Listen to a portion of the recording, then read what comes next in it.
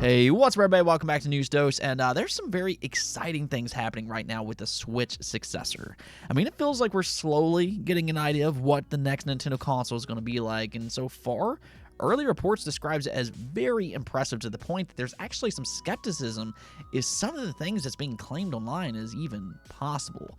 Well, we got some more clarification that maybe explains some of the things that we've heard, and it's actually sounding even more impressive now. I'll explain why here in just a bit.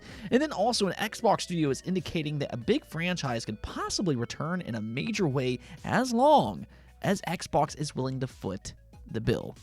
Before we get started, though, do make sure to hit that subscribe and ring that bell. That way, every time I post a new video, it'll be delivered directly to your device. There's still about 50% of you that currently aren't subscribed. And if you want these daily gaming news dose every Monday through Friday, don't forget to hit those buttons. With that said, though, let's just go and jump right into things. And even though Spider-Man 2 just launched today, I'm sure a lot of you are excited to swing into the action this weekend. I am as well. But Insomniac is already being asked about what's next. Of course, we know about Wolverine, but they were also asked about the possibility of a Venom-focused game in the future, and check out this response. They said, so here's what we're doing. We're focused on Spider-Man 2, and what we're going to do is we're going to wait to see how the fans react. We're going to listen to the fans, and we're going to ask ourselves, okay, what do the fans really want? Now, honestly, I view this as a very vague statement. If anything, it sounds like they're maybe open to the idea among others, but they're not talking about their plans yet. They're taking a wait-and-see approach.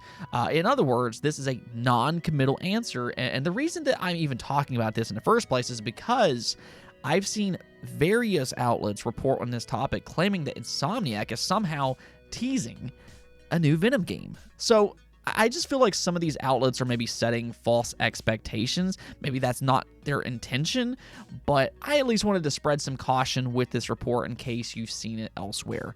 Now, if you are interested in a new Venom game, though, maybe let Insomniac know, because again, it does sound like they're open to the idea depending on what fans want after Spider-Man 2. My recommendation for you all, though, is really just to kind of live in the moment here and enjoy Spider-Man 2. I mean, it just came out today, so let's enjoy that before we start talking about the future.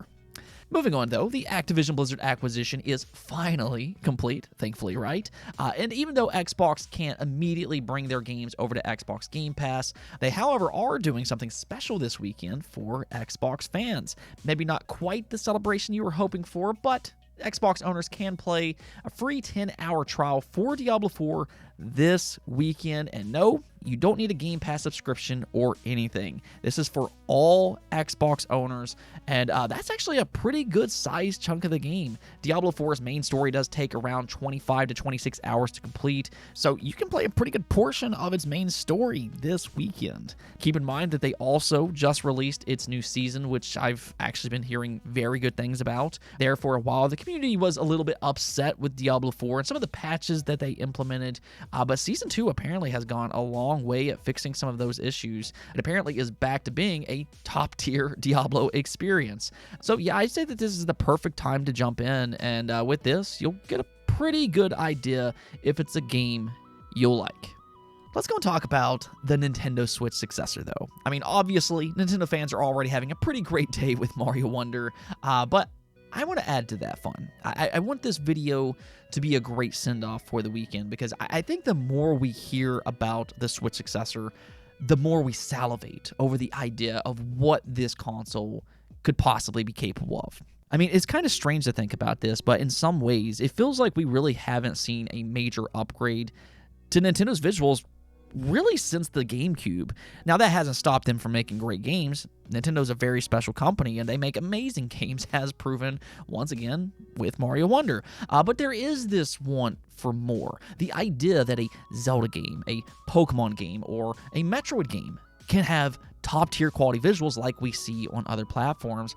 And that's something that we keep hearing about when it comes to that Switch successor. It's reportedly a big graphical upgrade. At one point in time, it was even being compared to the PS5. Now, we'll kind of see about all of that. But the thing about this console is that that's not necessarily just because of the raw power alone, but it's also because they have something that the other platform makers don't have. they're rumored to be partnered with NVIDIA once again. And something that NVIDIA does very well is AI upscaling. They have DLSS, which they're continuously improving. So Nintendo reportedly is going to take advantage of DLSS, and that's kind of a big part of this next console. But up to this point, we haven't really known which version, or at least until now. According to Nate the Hate on his latest podcast, which, by the way, I will leave a link in the description below. I do recommend listening to the whole thing.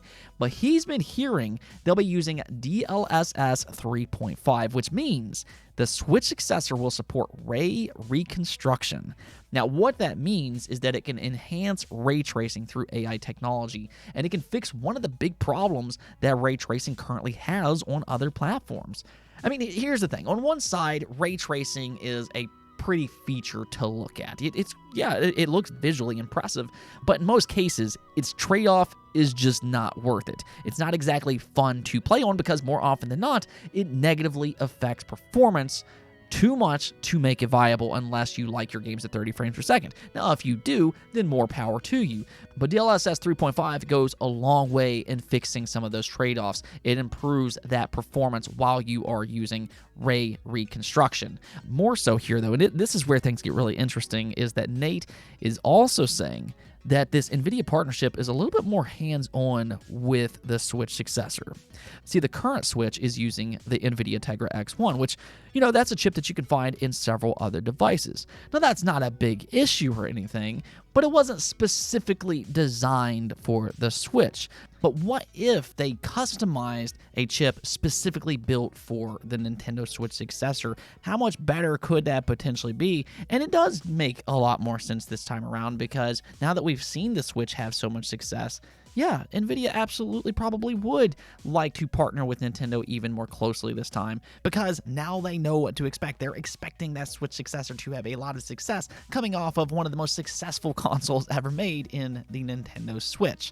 So there is a chance that they might want to do a little bit more for its successor, and that's currently what Nate is hearing. He's claiming that the Switch successor is using a highly customized NVIDIA chip that isn't comparable to anything else that we've seen thus far. Now, this bodes very well for this new device and Nintendo's future. It goes to show you that they're putting a lot of effort into the technical side of things. That is a pillar of whatever this new device is. They're getting exactly what they want out of this new mobile chip, which is very smart on their part. Again, you have to think the Switch is a major, major success, and even though there are PC gaming handhelds on the market now, that's really the closest thing that resembles the Switch currently, but there's still really nothing that can compete with Nintendo in that handheld space. So NVIDIA, they do have this chance to really capitalize on that Nintendo success. They're a little bit more inclined to make a customized chip for Nintendo, because the better they make that chip, the better results they can yield. If Nintendo has success, NVIDIA has success. So we'll see how all this plays out, but I mean, it is definitely very exciting to say the least. All of this, though, is just currently rumors for the time being, though we do still need to wait for confirmation. But about that, actually, Nintendo themselves actually did say something that was maybe a little bit telling here. I think most people by this point believes the Switch successor will release next year in 2024.